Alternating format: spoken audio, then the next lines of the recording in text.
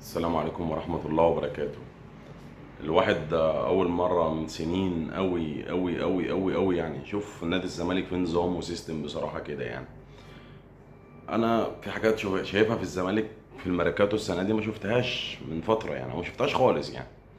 اللي هو النظام، أنت عارف هتمشي مين وهتجيب مين وهتعين مين قبل مين، وهتعين المدرب الاول، ومع المدرب هتبدا تختار اللعيبه اللي انت اصلا متفاوض معاها ومخليها كلها على وضع الاستعداد. المدرب هيقول لك امين فتجيب. دايما كنا بنجيب اللعيبه وبنجيب اي مدرب، تمام كده.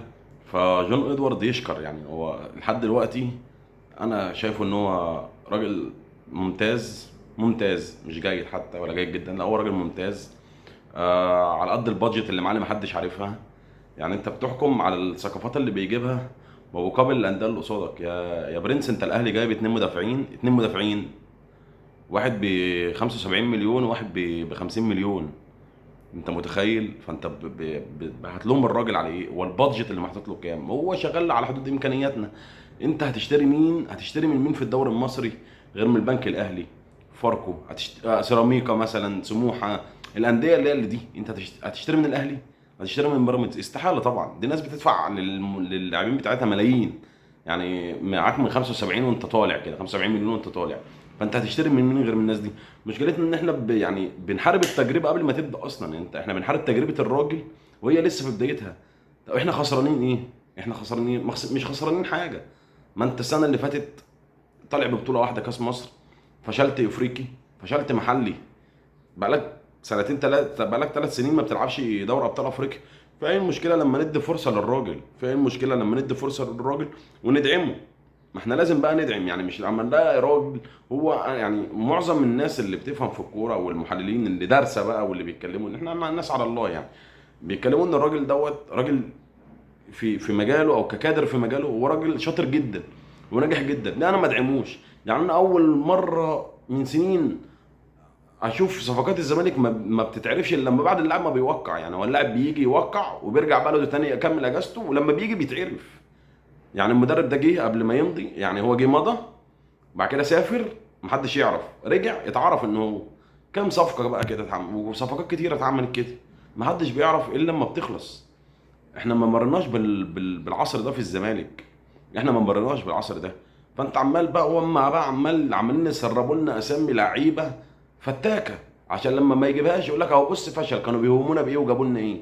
لا يا حبيبي، احنا ما عندناش البادجت. احنا مش هنعرف نصرف زي الاهلي وزي مش عارفين، مش هنعرف نصرف زي سيراميكا اصلا.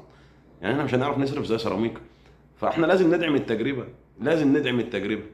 مره في حياتنا نتفق وندعم تجربه راجل هو فاهم هو بيعمل ايه، ماشي صح. ده كفايه يعني. هو عمل حركه، في ناس شايفها، في ناس كتير شايفها وحشه، بس انا واحد من الناس انا مقتنع بيها جدا. ان هو غير هيكل الكوره كله، غير الهيكل كله.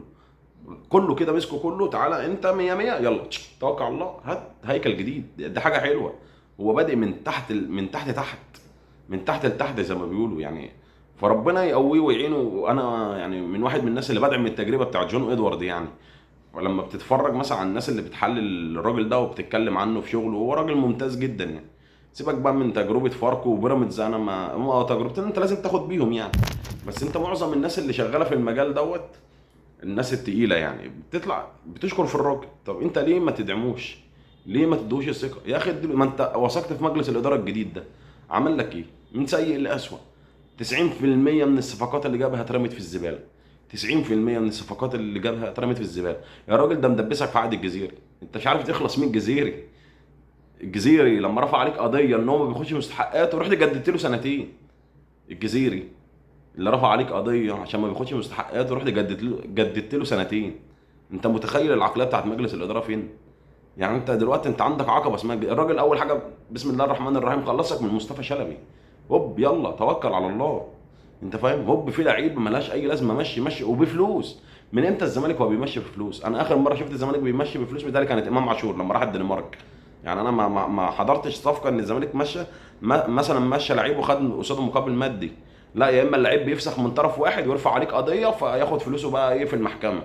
يبقى عامل جمعيه معاك. اي لعيب عايز يتجوز ويجهز نفسه ويجيب عربيه بيخش يمضي في الزمالك، عارف ان هو ايه، بعد سنه سنتين هيفسخ العقد بتاعك، وبفلوسك بقى يجيب عربيه ويجيب فيلا ويكون اسره كريمه. فمن امتى اصلا واحنا بنطلع لعيبه بفلوس؟ ما شفتهاش بقى لي فتره يعني. انا على ما اتذكر يعني اخر صفقه طلعناها بفلوس كانت امام عاشور، والباقي كله احنا يا اما بنمشي ببلاش فري عقد انتهى، يا اما بنفسخ العقد من طرف واحد ومش عايزين اللعيب دوت وبيرجع ياخد بقيه مستحقاته، يا اما اللعيب اللي بيفسخ وبيرجع ياخد بقيه مستحقاته.